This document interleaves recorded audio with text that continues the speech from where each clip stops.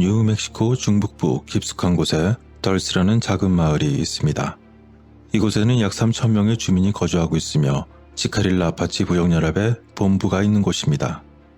표면적으로는 뉴멕시코의 덜스 지역은 단지 남서부의 작은 마을에 불과합니다. 그곳엔 신호등도 없습니다. 하지만 가장 기이한 소문에 따르면 이 작은 마을은 상상할 수 없는 실험과 기술이 있는 거대한 지하시설의 뚜껑일 뿐이라는 것입니다. 신비한 상상을 하는 사람들에게는 이 덜스 지역은 그 아래 외계인으로 가득 찬 비밀스러운 하이테크의 세계가 열려있는 곳입니다.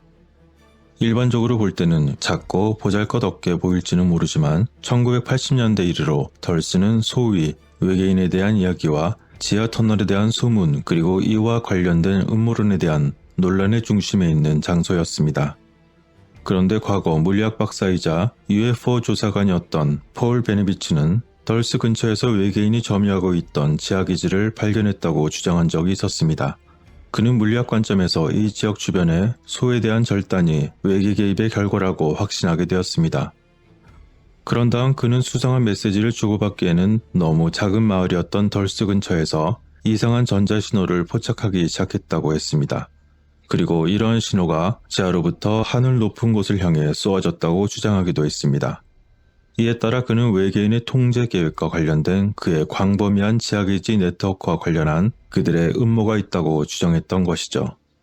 그 후 그의 이야기는 매우 빠르게 퍼져나갔고 덜스 기지를 둘러싼 혐의에는 이러한 외계인에 의한 인간 납치도 포함이 되었습니다. 또한 그는 외계인이 유전 조작을 포함한 첨단 기술 개발에 참여하고 있다고 주장했으며 이는 모두 외계인 계획의 일부라는 것이죠. 이곳이 괜히 뉴멕시코 북부의 로스웰이라고 불린 것이 아니었던 것이었습니다. 이러한 덜스 기지의 존재에 대한 첫 번째 주장은 1930년대로 거슬러 올라갑니다. 1970년대에 전직 뉴멕시코주 경찰 요원이었던 게이브 발데즈가 그 지역에서 설명할 수 없는 소에 대한 절단 사건을 기록하면서 주목을 받기 시작했습니다. 이러한 외계인이 개입했다는 소문은 발데즈가 인터뷰에서 다음과 같은 말을 함으로 해서 더욱 증폭이 되었습니다. 그곳에는 소를 절단해서 죽인 자들이 그 어떤 증거물도 남기지 않았습니다. 검고 조용하고 정교한 우주선의 목격과 함께 죽은 암소 내부의 태아도 발견이 되었습니다. 그런데 그 태아는 송아지의 태아가 아니었습니다. 그것은 마치 인간이나 원숭이 또는 개구리처럼 보였습니다. 뭐라고 딱 부러지게 말할 수 없는 이유는 그것에 머리뼈가 하나도 없었기 때문이죠. 온통 물로 가득했습니다. 라고 말했던 것이죠. 여기서 그가 말하려던 것은 과연 무엇이었을까요? 절단된 소들이 어쩌면 외계인 아기를 품고 있었다는 것일까요? 그리고 한편 덜스의 전직 경찰관이었던 팀 앤더슨은 1990년대 후반에 덜스에서 미확인 비행체를 보았다고 주장했습니다. 그것은 계곡 전체를 밝히고 바위 속으로 사라졌습니다. 나는 눈을 비비며 다시 보았고 내가 정말로 그것을 본 것일까 하고 생각했습니다. 라고 그는 말하기도 했습니다. 이러한 이야기가 있는 덜스 지역은 지구상에서 지하기지가 있다고 믿어지는 유일한 장소가 아니며 가장 악명이 높은 곳 중 한 곳입니다. 그런데 음모론자들에 따르면 지하기지는 미국, 호주, 남극대륙 및 남미 전역에 걸쳐 주요 활성 전초기지와 함께 전 세계에서 발견된다는 것이죠. 이러한 이론은 지하에 있는 각각의 기지가 다른 기지에 연결되도록 하는 일련의 채널을 통해 서로 연결되어 있다고 가정하고 있습니다. 그리고 이 터널 중 하나는 수세기 동안 서구 문명을 통제해왔던 바티칸 아래에 활성화된 기지로서 서로 연결되어 있다는 주장도 있었습니다. 이와 같은 주제에 관련하여 방대한 정보가 조금씩 표면화가 되어 매우 다양한 주장이 나오게 된 것입니다. 하지만 이처럼 이상하게 들릴 수도 있는 모든 것들이 정말 사실일 수 있을까요? 초자연적인 현상에 대한 다채로운 주장은 덜스 지역에서 여러 세대에 걸쳐 사람들로부터 전해져 왔습니다. 미국 정부에 고용된 전직 엔지니어였던 필립 시나이더, 그는 인간과 외계인 간의 잔인했던 전투에 대해 이야기를 했습니다. 그는 1979년 당시 매우 높은 수준의 보안 인가를 받고 덜스의 비밀 지하기지를 건설하는 것을 도왔다고 주장했습니다. 그리고 그는 그곳에서 60명 정도의 인간을 죽게 만든 지하 외계인과의 전투를 목격했다고 말했습니다. 그들이 정말 외계인인지 아니면 이종 생물인지는 모르지만 당시 발생했던 전쟁은 오늘날까지 계속되고 있다고 슈나이더는 에포크 타임즈에 말하기도 했습니다. 그런데 한편 다른 측면에서 본다면 이러한 이야기들의 답을 찾기 위한 여러 방법 중 하나로서 신화와 관련된 이야기를 들여다볼 수도 있습니다. 일반적인 경우 실제로 있는지 알 수 없는 외계인이나 이계인 설에서 제기되는 많은 주장과 마찬가지로 신화에 대한 이야기들도 사실로 받아들이기보다 공상과학 소설처럼 취급되는 부분도 많다는 것을 분명히 기억해야 합니다. 게다가 전통적인 신화를 연구하는 학자들은 우리가 신화에서 찾는 신들이 자연의 힘이나 누군가의 생생한 상상의 창조물을 나타낸 것이라고 주장하고 있습니다. 그렇다면 신화는 겉으로 보기에 정말 기이한 주장일까요? 지하 기지들과 관련한 지하 영역에 대한 믿음을 이해하기 위해서는 신화를 들여다볼 필요가 있는데 신들이 점령한 지하 왕국의 이야기는 세계의 많은 전설에 만연해 있습니다. 이러한 지하 세계는 문화에 따라 하데스, 타르타루스, 시발바, 두아트, 파탈라 그리고 여러분들도 많이 들어보셨을 헬이라고도 불립니다. 이러한 신들의 집이라고 불릴 만한 곳은 항상 땅속 깊은 곳에서 발견되는 것은 아니지만 때때로 산 안에 있거나 지하 깊은 곳에 있는 것으로 묘사되곤 합니다. 그리고 지역에 관계없이 그들의 영역에 대한 접근은 종종 동굴 입구를 통해 위치하는 것으로 설명됩니다. 게다가 그 입구는 한 번에 열린 것처럼 보였다가 완전히 그리고 즉시 시야에서 사라질 수도 있는 것이죠. 이러한 지하 영역의 주민들은 자신들이 원치 않는 방문을 거의 완벽하게 이제까지 차단해왔지만 그들에게 선택된 개인에게는 그곳에 접근할 권한이 부여되곤 했습니다. 고대 문헌에서는 지하세계로 들어가는 것이 결코 쉬운 일이 아니라고 설명되었는데요. 예를 들어 과테말라 서부 고지대의 키체 왕국의 신화이자 역사적 서사를 다룬 문서인 사람들의 책이라는 의미의 포풀부에서도 나옵니다. 이 내용 중에는 영웅 형제 후우나아프와 부크부나아프가 지하세계로 들어가게 된 경로를 설명하기도 합니다. 그것은 지하세계인 시발바에서 그들이 겪은 가파른 내리막과 그리고 직면해야 했던 많은 도전에 대해 이야기하고 있습니다. 그리고 또한 이것과 비슷할 수 있는 이집트의 죽은 자의 서와 같은 문서는 죽은 자가 두아트에 들어가기 위해 거쳐야 하는 경로와 과정을 설명합니다. 이것 또한 앞서 언급한 포풀부와 마찬가지로 개인이 죽은 자의 영역인 지하세계에 들어가기 위해서 그 경로를 통과해야만 하는 도전으로 가득 차 있는 것이죠. 그리고 힌두교의 경전 중에 중요한 문서인 비슈누 프라나에 따르면 지하세계의 가장 깊은 곳인 파탈라는 지표면 깊은 곳에서 찾을 수가 있습니다. 이것은 지표면 아래에 7 영역이 존재하는데 그 각각의 영역은 1만 요자나이며 파탈라는 가장 아래 단계에 있기 때문에 약 6만 요자나 이상 더 들어간다면 그곳이 있다고 말하고 있습니다. 여기서 요자나는 고대 인도, 태국, 미얀마에서 사용되었던 거리 측정법인데 1요자나는 현대의 약 14.7km에 해당합니다. 그런데 여기서 이 계산법으로는 그 깊이가 현대과학에서 말하는 지구 크기로는 도저히 설명이 안 됩니다. 따라서 6만 요자나를 넘어서는 그곳은 일반적으로 알려져 있는 지구의 반지름은 고사하고 그 전체 지름보다도 훨씬 더 긴 거리이기 때문에 현재의 지구 형태로는 설명이 안 된다는 점이죠. 여기서 이에 대한 이야기가 길어진다면 또 다른 논란거리인 둥근 지구와 플레더스의 문제로 이 문제가 확장되기 때문에 일단 이 이야기는 접어두고 이야기를 계속 이어나가겠습니다.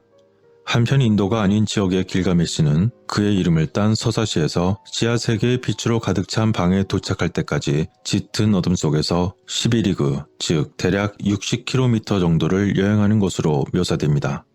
이처럼 다양한 고대 문헌들에서 신들의 지하 영역은 매우 큰 영역이었고 광대한 홀로 가득 찬 것으로 묘사되고 있었습니다. 그리고 수많은 식물과 키가 매우 큰 풀들, 그리고 나무와 온갖 동물들이 이 땅을 채웠습니다. 그런데 비슈누 프라나에 등장하는 고행자 나라다는 파탈라를 방문했다고 주장하며 파탈라는 천국보다 훨씬 더 매력적이었다고 전했습니다.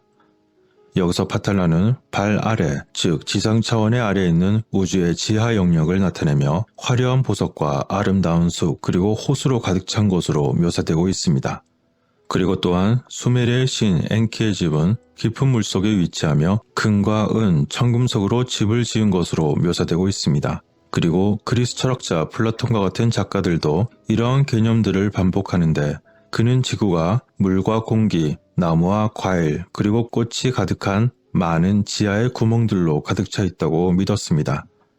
이처럼 신들의 지하 또는 수중의 집에 대한 유사한 설명들은 많은 신화를 통해 흩어져 있던 것이죠.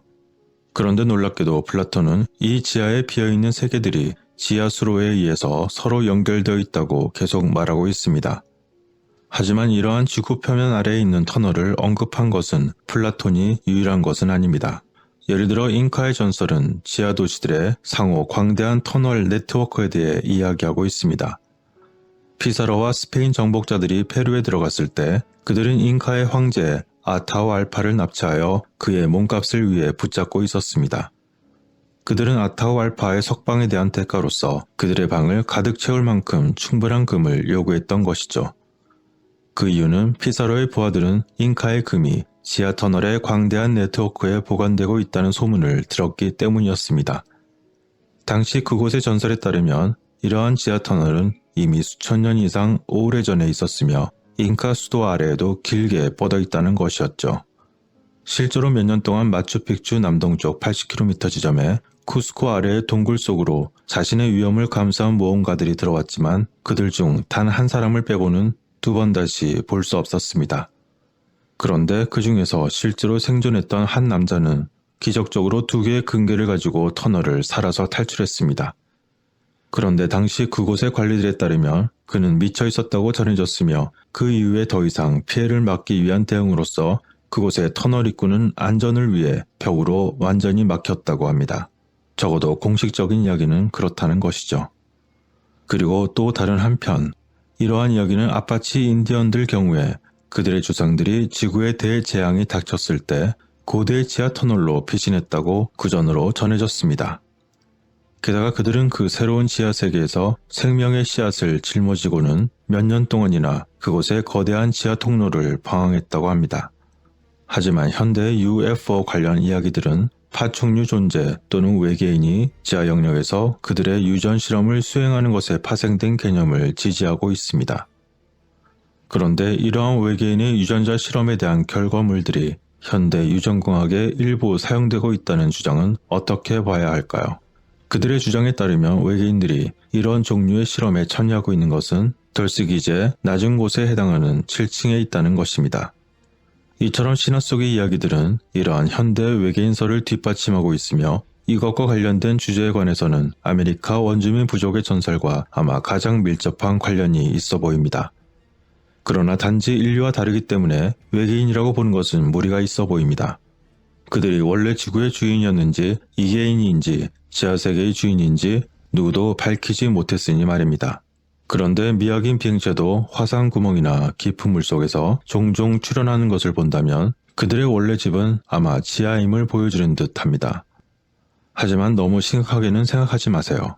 우리는 지금 여러 전설들과 각종 이야기들 속에서 단지 상상의 나래를 펼치며 재미있는 이야기를 하는 것 뿐이니까요.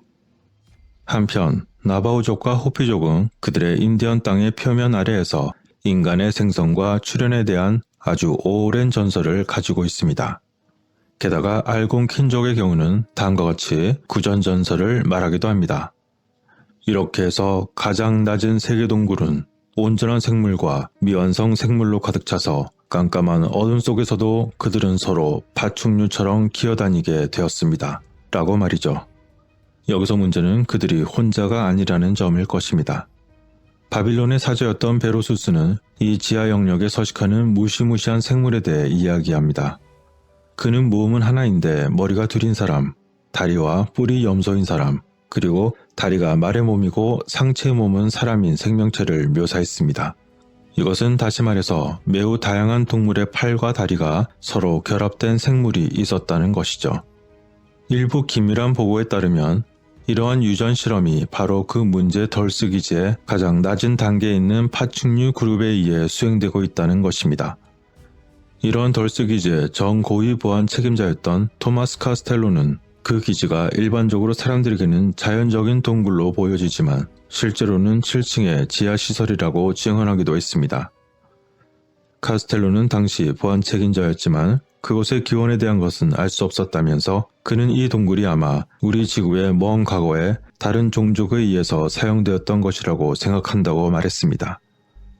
한편 힌두교의 우주론에서 나가는 한때 지구에 살았지만 위대한 신 브라흐마는 그들을 바다 아래 그리고 파탈라라고 불리는 지하 영역의 7층에 살도록 보냈습니다. 그리고 수메리 신화의 에레시키갈은 지하 세계에 도달하기 위해서 여러 개의 관문을 통과해야만 했습니다. 또한 아즈텍의 전설에 따르면 깃털 달린 뱀 케찰코아틀은 아즈텍의 지하 세계인 믹틀란으로 가서 자신의 피와 이전 종족의 뼈로 인류를 창조했다고 했습니다. 이처럼 신화 전반에 걸쳐 인류를 창조하는 행위는 항상 특정 그룹의 신, 다산의 신과 관련이 있었습니다. 이전 세계에서 다산과 관련한 신은 전통적으로 자연에서의 파충류나 양서류로 묘사되었으며 예술에서는 사람과 물고기 그리고 사람과 뱀이 섞인 모습으로 나타나곤 했습니다. 이러한 이야기들과 관련하여 일부 음모 이론가들은 렙탈리언의 목적이 현생 인류인 우리들을 통제하고 권력을 지배하는 것이라고 주장하고 있습니다. 이것은 매우 강력하고 영향력 있는 사람들을 포함하는 엘리트 그룹에 의해 조직된 음모이기도 합니다. 일부는 이 엘리트 그룹의 일부 구성원이 실제로 유전적으로 서로 관련이 있다고 주장하는데요. 그들의 목표는 지상의 모든 남녀노소를 불문하고 그들의 은밀한 의지에 복종하도록 하는 것이었습니다.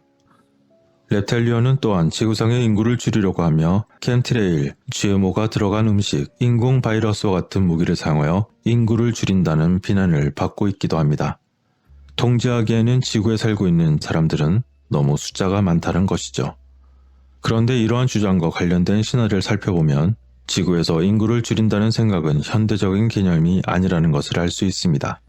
예를 들어 아트라하시스의 수메르 서사시에서 우리는 신들이 그렇게 하는 이야기를 발견할 수 있습니다. 이것은 메소포타미아 신화 중 대홍수 서사시인데 아트라하시스는 그 이야기에서 주인공이며 왕입니다. 이 신화에서는 인간이 창조된 지 1200년 후 지구에 거주하는 사람들의 수가 너무 많이 늘어났다는 것이죠. 게다가 인간들은 너무나 무질서하고 혼돈스러운 데다가 그들이 내는 소음은 하늘의 신이었던 엘릴의 잠을 방해했고 따라서 엘릴은 인구를 줄이기 위해 역병을 보내기로 결정했던 것이죠. 이것은 잠시 동안 효과가 있었던 듯 했지만 또 다른 1200년이 지나면서 인구는 다시 증가했고 엘릴은 다시 한번 인간들이 내는 문제들 때문에 골머리를 앓게 되었습니다. 그래서 이번에는 그 수를 줄이기 위해 천둥비의 신 아다드에게 비를 막아달라고 부탁하여 엄청난 가뭄으로 긴 시간 동안 전 세계가 고통을 겪었습니다. 하지만 그럼에도 불구하고 인구는 계속 증가했고 또다시 1200년이 더 지나자 이제 인간들의 폐해는 더 이상 엘릴이 감당할 수 없을 정도로 커졌습니다. 그래서 그는 이러한 문제를 줄이기 위해 신들에게 자연이 베푸는 모든 선물을 보류하라고 말했습니다. 그 후 이 자연이 주는 선물이 6년 이상 동안 계속 금지되었고 문서에서 설명하는 것처럼 지구 사람들은 생존을 위해 서로를 잡아먹는 식인풍습으로써 그 수가 줄어들게 되었습니다. 하지만 또 다른 신이었던 엔키는 기아에서 사람들을 구하려고 했고 그것이 엘릴을 더욱 분노하게 만들었습니다. 마침내 엔릴은 그의 분노의 행위로서 인류를 영원히 멸망시키기로 결정했습니다. 그는 세상을 홍수로써 모두 덮어버려 모든 것을 묻어버릴 걸 계획했습니다. 그러나 엔키는 다시 한번 이 일에 개입하여 인류를 완전한 전멸에서 구했습니다. 그는 아트라시스에게 곧 다가올 홍수에 대해 경고하면서 그 자신과 그의 가족을 구하기 위한 배를 만들라고 말했습니다. 이러한 흥미진진한 신화들은 우주에서 우리가 차지하고 있는 위치에 관한 진실을 추구하는 여러 주장을 뒷받침하는 데 적합할지도 모릅니다. 그런데 이러한 이론의 창시자들이 신화를 근거로 한 추측이었는지 아니면 직접적인 경험인지 아니면 다른 무엇이었는지는 판단하기 어렵지만 여러분 각자의 판단에 따라 서로 다를 것입니다. 그러나 분명한 것은 외계인 또는 이계인에 대한 연구자들이 밝혀내고 있는 많은 정보가 고대로부터 우리에게 전해 내려오는 신화 그리고 전설들과 매우 유사하다는 점일 것입니다. 오늘 이야기의 시작이 되었던 뉴멕시코의 덜스 기지에 관한 이야기는 신화적 전설을 기반으로 하지는 않았습니다. 그렇지만 만일 신화가 이러한 주장을 뒷받침하고 있다면 먼 과거의 이야기가 사실에 근거할 수도 있다는 것은 부정할 수 없을지도 모릅니다. 그것은 고대 문서에 적혀있던 신으로 불린 외계인인지 아니면 이종인인지 이계인인지 모르는 자들이 멀고 먼 과거에 이미 지구를 걸으며 인간을 만들었을 수도 있고, 또한 생명과 문화 발전에 매우 필수적인 역할을 했었던 당시에 실제로 살아 숨쉬는 존재였을 수도 있음을 의미하는 것이기 때문입니다. 그런데 그렇게 신이라 불렸던 그들조차 최초에 어떻게 나타난 것일까요? 어찌되었건 꼬리에 꼬리를 물고 나타나는 의문들은 너무나도 많지만, 많은 사람들은 덜스 기지와 관련하여 그들이 숨기고자 하는 것을 찾아낸 듯이 렙텔리언의 존재가 지구를 지배하기 위한 목적이며 우리를 통제하는 것이라고 주장하고 있었습니다. 음모론자들에 따르면 그들의 계획은 정부를 통제하고 신세계 질서를 통해 지구를 궁극적으로 통제하는 것이라고 합니다. 티나미 루일, 스님의 그버더빌, 지보넨 컬스와 같은 비밀 조직을 통해 시꺼먼 정부와 연결되는 관계가 있다는 것인데, 게다가 이들과 덜스 주민들 사이에 암묵적인 비밀스러운 동맹에 대한 이야기도 있었습니다. 그런데 실상 그들은 새로운 세상 질서에 관련한 매우 세밀한 계획의 일부로서 진실을 거짓처럼 그리고 거짓을 진실처럼 보이게 한 후에 그 혼란을 틈타 진정한 목적에 다가서고 있을지도 모릅니다.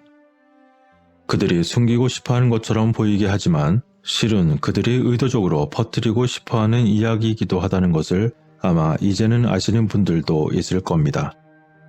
수많은 상징들과 공연한 소문들 모두 그들이 스스로 드러낸 것일 수도 있다는 것이죠.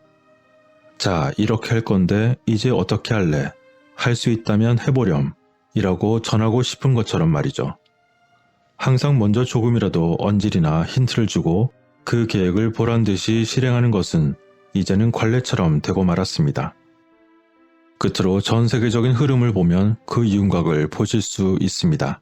현재 진행형인 세계적인 피해들, 그리고 발생한 지 얼마 안 되는 세계적 이슈들은 모두 무관하지 않을 것입니다. 얼핏 생각하기에 매우 사소한 이유로 시작된 그 일들은 그저 핑계처럼 보이기도 합니다. 원하는 결과를 얻기 위해 그 트리거를 끝까지 당기려는 자들과 다시 안전핀을 채우려는 자들의 싸움이 될 것처럼 보이지만 결국 과거처럼 그들 의도대로 갈 것입니다. 말은 그럴싸하게 평화를 외치는 사람들도 실제로 그것에 직접적으로 달려들어 적극적인 태도를 보이지 않는 것은 감이 좋으신 분들은 이미 알고 계실 것입니다. 현실적으로만 본다면 시급한 문제는 외계 기지냐 아니냐 하는 것이 아니라 현재 진행 중인 사안이 어느 선에서 멈출지, 그것이 관건입니다. 뭐라고 딱 꼬집어서 구체적인 이름이나 제목을 말씀드릴 수 없는 점을 양해 바랍니다. 시청해주셔서 감사합니다.